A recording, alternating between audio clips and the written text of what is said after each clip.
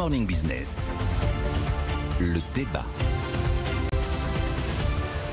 À 7h11, effectivement, Emmanuel Macron, c'est la première fois que le président de la République, dans les Échos, explique que la hausse des taux, ce n'est pas la solution, que l'économie européenne n'est pas en surchauffe et que les banquiers centraux ont tort de vouloir augmenter les taux. Oui, effectivement, il manifeste son inquiétude sur le fait qu'il y a beaucoup de voix d'experts, mais aussi les banquiers centraux, qui expliquent qu'il faut ralentir la demande pour lutter contre l'inflation. Alors, ce qui était intéressant dans cette histoire, et c'est un débat qu'on a quand même depuis quelques jours maintenant, ici même, c'est que vous avez ce que disent les économistes. Et à nouveau, il y a quelques jours, c'était Pierre-Olivier Gourin-Chasse pour le FMI qui dit « Vous ne pouvez pas avoir une politique budgétaire qui va dans un sens et une politique monétaire qui va dans l'autre. Ouais. On ne freine pas et on n'accélère pas en même temps. C'est pas possible. Ça ne fonctionne pas. » Et on ne peut pas lutter contre l'inflation d'un côté et doper le pouvoir d'achat de l'autre. Il y a un moment où il y a effectivement, si on regarde ça avec des lunettes d'économiste, je ne sais pas ce qu'en dira Jean-Marc Daniel, il y a un truc qui est antinomique. Ce qu'il faut faire, a priori, et ça nous a été dit par la plupart des observateurs ces dernières semaines, vous devez avoir des politiques budgétaires qui ne soutiennent pas la demande, qui ne creusent pas les déficits, car ça alimente l'inflation. Et l'inflation sous-jacente en France, elle est quand même de 4,5%. Donc quand on dit qu'elle n'est pas, c'est pas une inflation à l'américaine, d'accord. Mais l'inflation sous-jacente, en dehors des prix volatiles et des prix de l'énergie, et hors tabac, est à 4,5%. C'est pas totalement négligeable. Deuxième chose qu'il faut faire, avoir effectivement des aides, mais ciblées sur les populations fragiles. Ça n'est pas ce que l'on fait. Vous avez vu que l'annonce du week-end, c'est quand même que les 30 centimes seront reconduits pour tout le monde. Oui. C'est qu'on a une prime à l'achat pour un... Jusqu'au 15 novembre. Jusqu'au 15 novembre. 15 novembre, bah vous allez voir le 15 novembre. Et qu'on a une prime à l'achat pour un véhicule vert qui grimpe à 7 000 €. Et que le bouclier tarifaire va également couvrir les bornes de recharge électrique.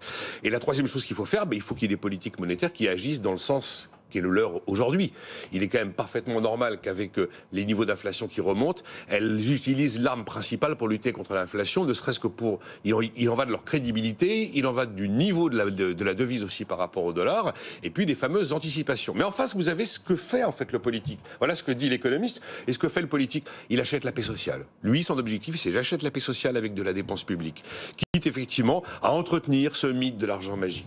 On a fait du pouvoir d'achat, on a fait de l'État un assureur en dernier ressort, on a fait du pouvoir d'achat un quasi nouvel acquis social, et ben maintenant on est complètement pieds et poings liés avec cette politique-là. Et Bruno Le Maire, là, il y a 48 heures, s'est félicité d'avoir mis 100 milliards d'euros mobilisés 2021, 2022, 2023 pour protéger ses compatriotes. Mais il fait remarquer que l'Allemagne va mettre le double, 200 milliards. Hein. On peut remarquer que l'Allemagne va mettre le double, mais l'Allemagne dégaine plus tard que nous si on fait la totalité de ce qu'on a fait. Bref, on est relativement cousins là-dessus. Donc le politique n'a absolument pas les mêmes éléments d'analyse que l'économiste sur cette question-là. Alors justement, c'est vrai que ce week-end, on a aussi lu le président de la Bundesbank qui annonce de futures hausses de taux au-delà de celle qui est prévue fin octobre. Oui, je pense que dans cette affaire, alors j'aborderai plutôt l'aspect strictement politique monétaire, parce que l'articulation entre la politique monétaire et la politique budgétaire, ça obéit un peu au principe de Tinbergen. Chaque outil doit être utilisé pour lutter contre un problème.